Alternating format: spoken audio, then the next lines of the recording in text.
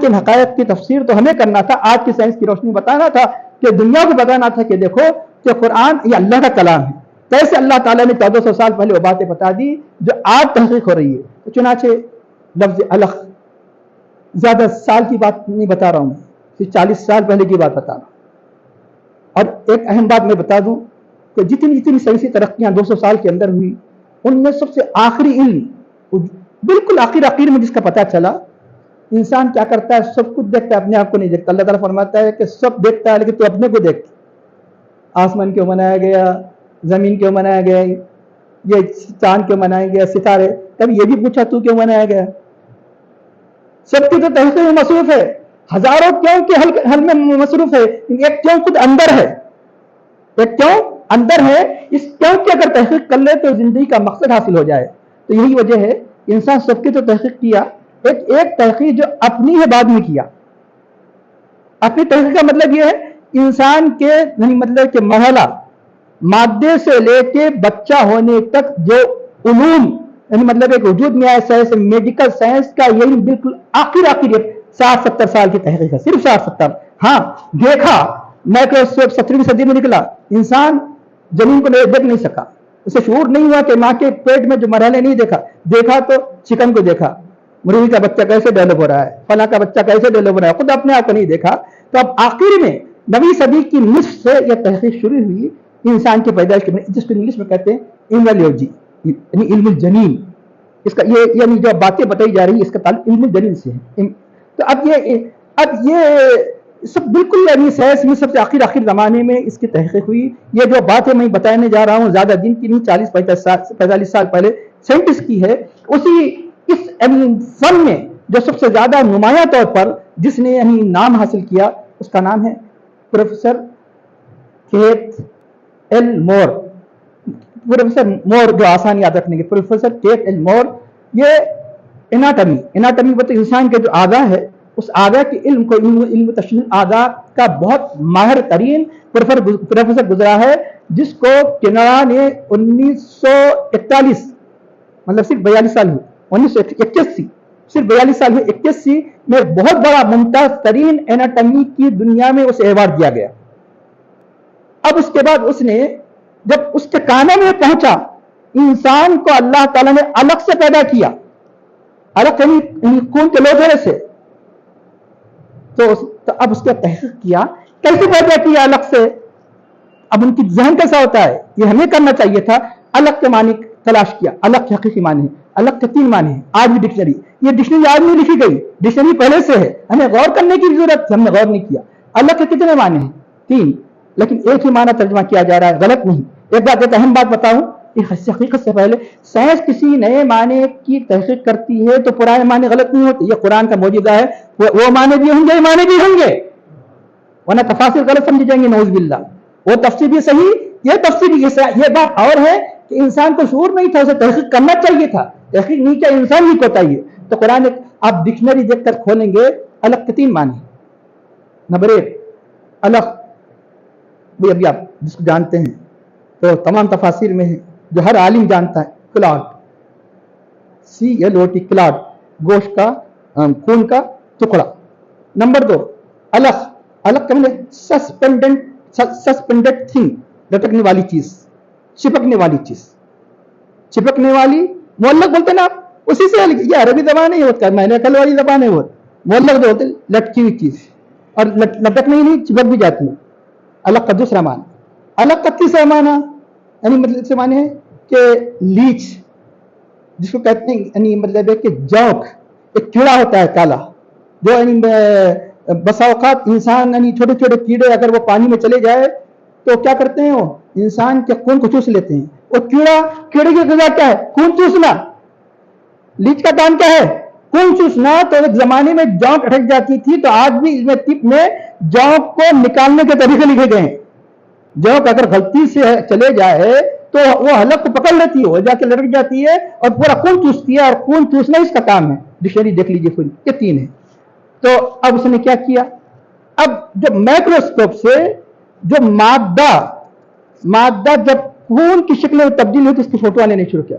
اس کے माँ के पेट के क्योंकि आज तो देख रहे हैं ना, वही जो साइंस तरक्की करके आज देखा जा रहा है, तो उसने देखा अब माइक्रोस्कोप की पहले दिन की कैफियत, जैसे ही वो वही मतलब कि मादा खून में पहले हफ्ते में, दूसरे हफ्ते में, तीसरे हफ्ते में, उसकी किताब है डेवलपिंग ह्यूमन, डेवलपिंग ह्यूमन यानी तरक्की याफ्ता इंसान। उसमें ये पूरे फोटो भी मौजूद है, उसके फोटो भी मौजूद है कि जो उसमें पहले हफ्ते की जो मतलब है कि खून के टुकड़े की क्या शक्ल होती है, दूसरी की क्या होती है, तीसरी की शक्ल क्या होती है। तो चुनाचे यानी एक बहुत बड़ी आलमी कॉन्फ्रेंस जो हर साल एक यानी सऊदीया मुनक़िद करता है, दम्माम में मुनक़िद होने वाले 1983 में उसने एक मकाला पढ़ा किस पे, इल्मुल जमील कुरान की रोशनी में जो खास कर बताया, तो सारे के सारे अरब हैरान हो गए। लोगों ने ये पूछा तो मतलब तुम ये यकीन करते हो कि ये कुरान अल्लाह का कलाम है? उसने कहा कि इसके मानने में मैं दुश्वारी महसूस नहीं करता, मैं इसके मानने में कोई दुश्वारी महसूस नहीं करता, क्योंकि ये जिस तहकीक को हम आज पहुंचे 1400 साल पहले कुरान करीम कह रहा है। उसने कहा अलग के माने खून का टुकड़ा, ये भी सही है। उसने कहा अलग के माने जौक यानी मतलब कि लीच, ये भी सही है। उसने कहा अलग के माने सस्पेंडिंग थिंग, ये भी सही है। अब साबित किया, कैसे साबित किया? जब वो मादा खून में तब्दील होते ही सबसे पहले कीड़े होते हैं ना, कीड़े की तरह, तो बेआईनी ही उसकी शक्ल जौक की होती है। इसलिए आज के मौजूदा तर्जुमा करने वाले क्या लिखते हैं तर्जुमे में कि ये लिखते हैं कि तहकीक किसकी थी? सबसे पहले अंग्रेज की थी। हमने इंसान को खून के लोथड़े जौक के मानी चीज से पैदा किया। अब परेशान नहीं होना, अरे जौक कहां से आ गया? हम 200 साल से यानी मतलब हम 1500 साल से जौक नहीं पड़े, जौक वो भी सही है खून का। तो खून का जो पहला जो मरहला होता है वो जौक की शक्ल में होता है। जौक क्या करती? खून पीते ना, तो ये डेवलप कैसा होता? अब वो जौक की शक्ल में अब मां के खून को पीना शुरू कर देती है। वो खून कहां से आया? वो खून कहां से आता है? जो खून का लोथड़ा बनता है तो अलग से तो नाजिल नहीं आया खून, तो वो खून को पीना लगती है। तो जब पीते पीते वो खून जब जौक का टुकड़ा ही डेवलप होकर जाके उसके रहम की दीवार से चिपक जाता है, तो लटकता भी है चिपकता भी है। इसे दूसरे माना था। अब तीसरे हफ्ते में जब रहम में पूरा खून भर जाता है, अब जौक दिखता ना कुछ दिखती, जौक के मानी है ना सस्पेंड खून ही खून। अब खुलाट तो कुरान ये आखिरी माना बयान किया, इब्तिदाई मानी अल्लाह ने मौका दिया था, तुम जानना चाहिए था, तुम्हें तहक़ीक़ करना चाहिए। कुरान ने ये लास्ट माना बयान किया, क्या है आखिरी शक्ल क्या हो जाती है? खुलाट। इसलिए एक तफसीर दूसरी तफसीर के मुखालिफ नहीं है। तो उसके बाद यहीं तक बस नहीं किया उसने। अब ये अल्लाह जैसे कि अल्लाह ताला ने 18 पारे में बयान फरमाई, यहां तो इजमाली तौर पर बयान किया गया। फिर उस खून के लोथड़े को किसमें तब्दील किया अल्लाह ने? बोटी में, गोश्त की बोटी में। तो गोश्त में तब्दील किया। खुद इसी आयत में लफ्ज़ गोश्त भी आ रहा है आगे। गोश्त अरबी में क्या कहते हैं? लहम। गोश्त अरबी में लहम। लेकिन अल्लाह ने इस मरहले को जो खून का लोथड़ा जो बोटी में मुंतकिल होता है, गोश्त नहीं कहा, मुज़गा कहा। मुज़गा, मुज़गा के माने क्या है? गोश्त की वो बोटी जिसे चबाई गई, खाली बोटी नहीं, गोश्त की बोटी जिसे चबाई। अब वो तहक़ीक़ करने लगा कि वो अल्लाह ने ये क्यों फरमाया, लहम तो नहीं फरमाया, हम गोश्त बना दिए। ऐसी बोटी जो चबाई जाएगी, उसकी मिसाल ऐसे ही है कि कैसी बोटी, उसको समझाने के लिए आजकल की जदीद दुनिया में गर्चे के खाना नुकसानदाह है वो च्युइंगम। च्युइंगम जब खाया जाता है तो च्युइंगम पर खाने के बाद पूरा नहीं, पूरा आधा खाने के बाद निकाले तो च्युइंगम के ऊपर दांतों के निशान आपको दिखाई देंगे। उसको कहते हैं कि तो इस तरह उसने फोटो माइक्रोस्कोप से फोटो लेकर बताया कि जब वो खून गोश्त की शक्ल में तब्दील होता है, ऐसे ही उसके पुष्ट पर छोटे छोटे धब्बे होते हैं, जैसे कि दांतों के धब्बे होते हैं, जैसे चिंगम को चबाया जाता है। तो अब यह वो तहकीकात है जिसको देखकर साइंटिस्ट भी कहने लगे यकीनन यह कुरान करीम अल्लाह का कलाम है। तो अब उसके बाद अल्लाह ताला इरशाद फरमाता है वल्लज़ी खलक़कुम मिन तुराबिन सुम्मा मिन नुतफ़तिन सुम्मा मिन अलक़तिन सुम्मा युख़रिजुकुम तिफ़लन। अब ये सारे मरहले कुरान करीम जो बयान किए गए हैं कि मतलब है कि उसको बोटी बनाना, फिर हड्डी चढ़ाना, उसका फिर उसके बाद फिर अल्लाह ताला फरमाता है कि पूरा मरहला इतने दिन गुजरने के बाद जब वो वजूद में आता है तो तुम्हें बच्चे की शक्ल में इस आलम में वजूद में लाता है। सुम्मा युख़रिजुकुम तिफ़लन।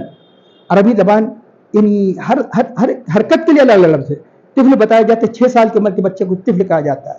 اس کے بعد کے لیے عربی زبان دوسرا لفظ تجویز کرتا ہے سبیون. اس کا تیسرا لفظ تجویز کرتا ہے, اس کا عربی زبان تجویز کرتی ہے ولدن. اس کا پھر بلوغ کے لیے الگ, پھر بلوغ کے مرحلوں کے لیے الگ, جوانی کے لیے الگ, بڑھاپے کے مرحلوں کے لیے الگ الگ لفظ. تو چنانچہ اس کے بعد تمہیں ایک بچے کی شکل اس عالم وجود میں لاتا ہے. تو چنانچہ ثم یخرجکم طفلا ثم اس لیے پھر اللہ تعالیٰ پرورش کرتا ہے لتبلغوا اشدکم, کیا کہ تم اپنی جوانی کی انتہا کو پہنچے, تاکہ تم اپنی جوانی کو پہنچے.